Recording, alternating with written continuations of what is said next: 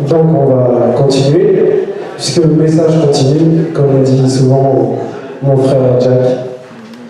Alors moi j'ai une question. Est-ce que vous êtes heureux? Si ceux qui disent donc qu'ils sont heureux, c'est qu'ils ont compris le message de notre frère Yann. Vous vous rappelez de Psaume 1:1? Donc le début, c'était, je vais vous le redire, dans la Bible du Sauveur, heureux l'homme qui ne marche pas selon le conseil des méchants, virgule, qui ne va pas se tenir sur le chemin des pécheurs, virgule, qui ne s'assied pas en compagnie des moqueurs. On ne va pas expliquer ce qu'est un méchant, on l'avait déjà aussi vu aujourd'hui avec l'enseignement de Jack. Mais bon, je vais donner le titre de l'enseignement. Ça va paraître un peu confus, mais en réalité, c'est quelque chose que le Mounidi a évoqué ce matin.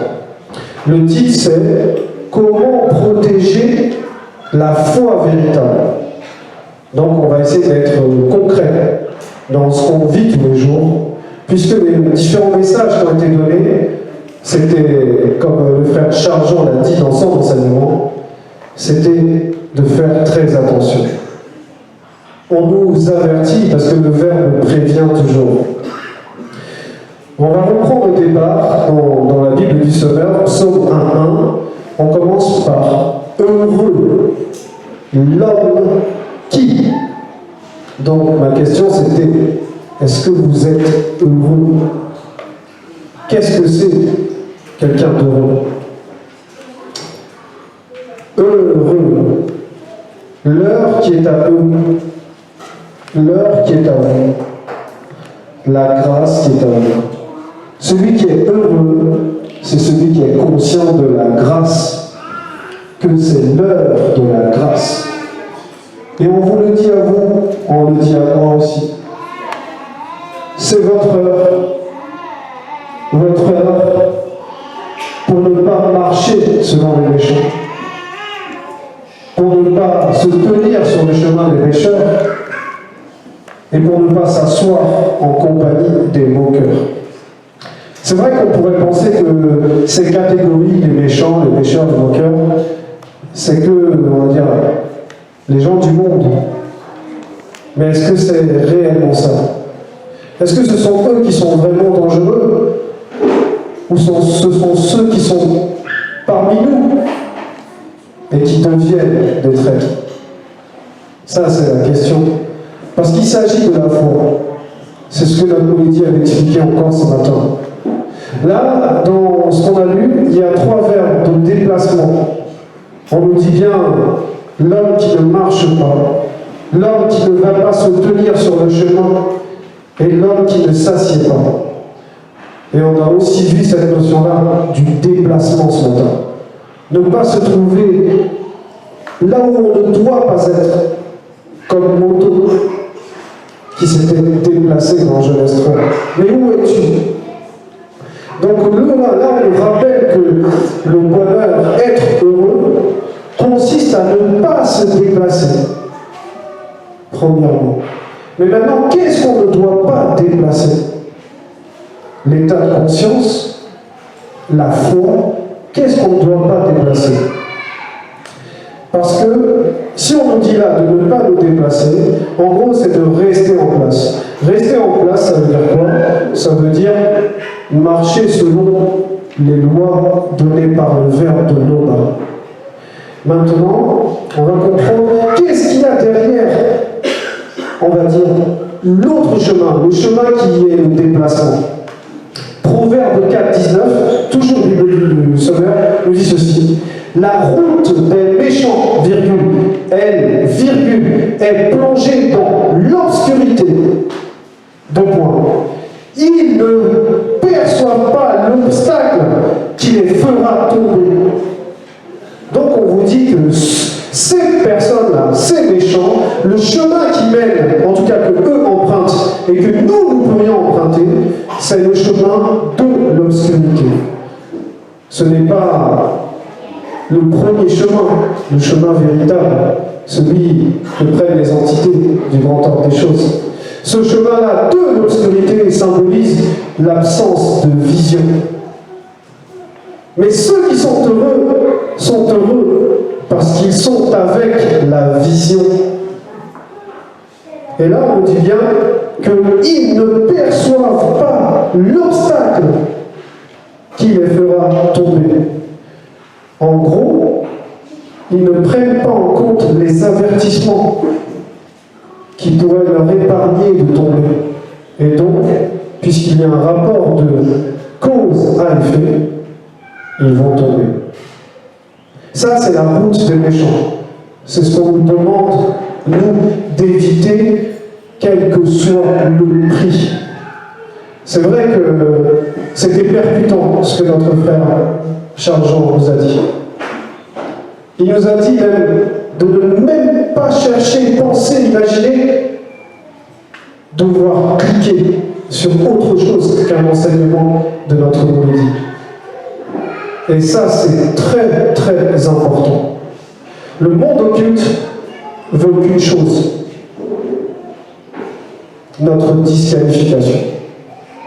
Que nous allions dans cette route-là des méchants, parce qu'ils sont au carrefour de cette route-là. Le monde occulte est dangereux. Le monde occulte, c'est le mal. C'est la mort spirituelle.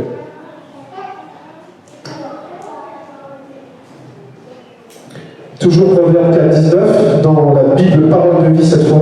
Mais la vie pour ceux qui agissent mal est sombre comme la nuit, point. Ils ne voient pas ce qui risque de les faire tomber. Mais nous avons la vision avec nous. Nous voyons parce que entendre, c'est voir. Donc lorsqu'on nous dit abstiens-toi, retiens-toi, enlève cette personne, ne fais pas de copinage. Ce ne sont pas les affinités qui te font venir et rester dans Jean 32. C'est ton amour pour le Verbe. Il faut le prendre au sérieux. Il faut voir les choses selon l'esprit, puisque c'est ça de ne pas aller dans la route des méchants. Et l'esprit, avec un grand E, est avec nous.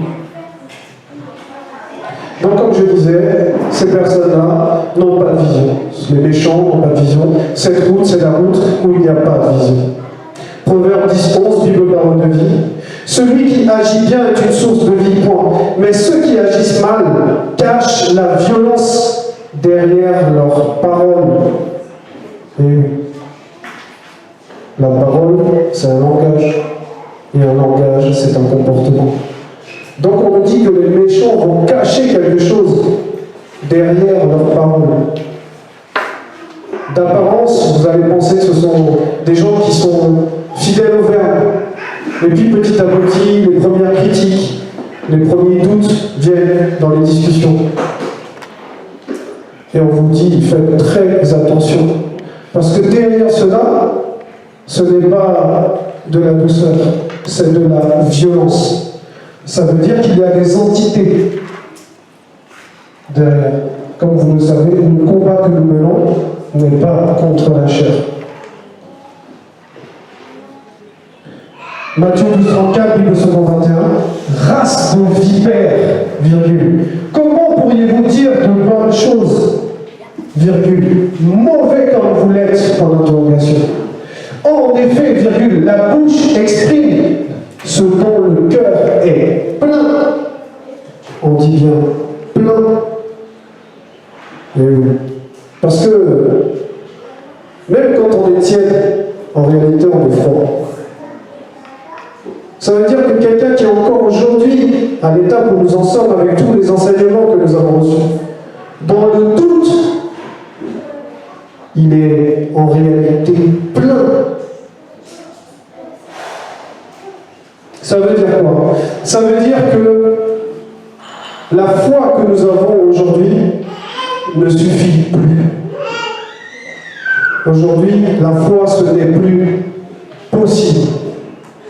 Je m'explique. La foi, c'est quoi? C'est quoi la foi? Je vous pose la question. Bon, plein de gens ont la foi. Il y en a qui ont la foi en la nature. La foi, quand je vous dis que ça ne suffit plus, ça veut dire quoi? Ça veut dire que ce n'est plus la foi qu'il faut avoir, c'est la confiance. Et la confiance, ça se donne. Et la confiance, ça repose sur. Ça veut dire qu'en réalité, on donne quelque chose qui nous appartient et on le fait reposer sur. Ça veut dire que ça ne dépend plus de nous. C'est ça, la confiance. Et dans le mot confiance, j'avais déjà dit ça il y a quelques temps déjà, il y a le mot fiance, fiançailles. Et oui, c'est un engagement. Le fait de faire reposer la foi sur une autre personne que nous, c'est un engagement. Donc, aujourd'hui, il ne faut plus juste croire, il faut s'engager. Et comme vous le savez, même cette journée, même hier, le Verbe ne fait que de nous rassurer. Il nous dit, mais pourquoi vous doutez? C'est l'heure, pour ceux qui sont heureux, c'est votre heure de confiance.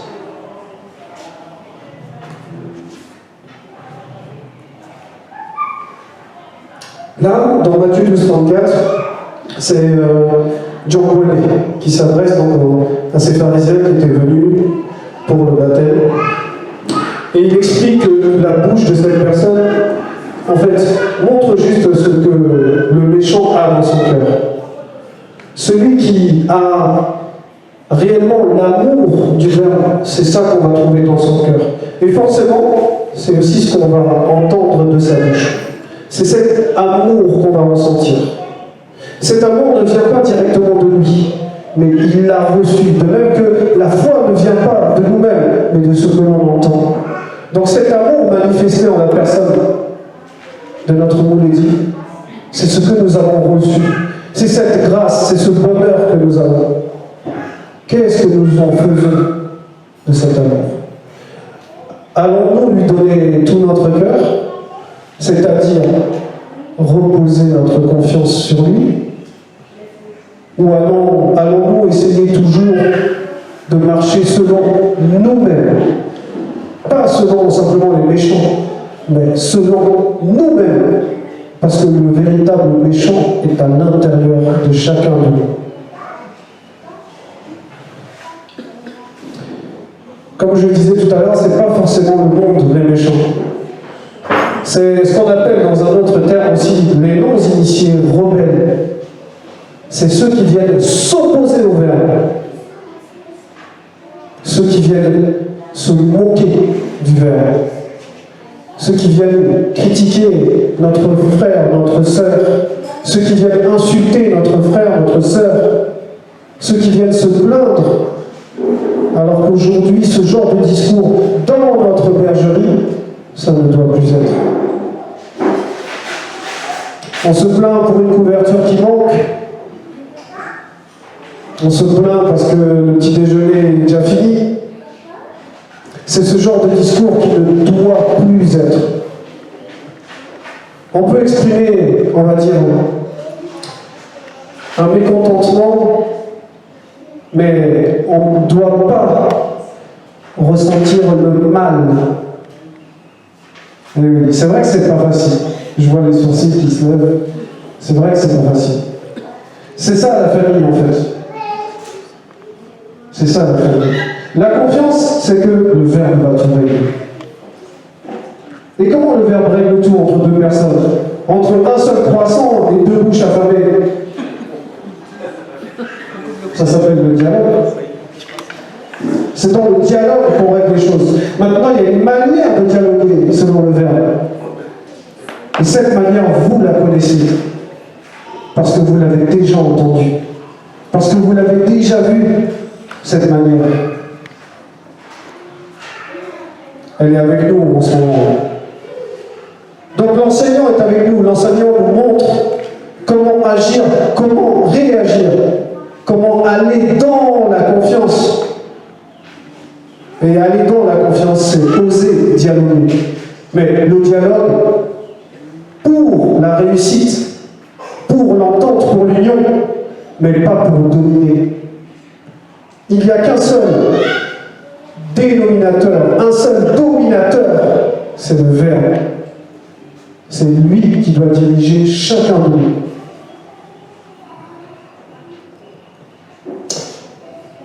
Ouais. Psaume 100, verset 3, Bible de la liturgie.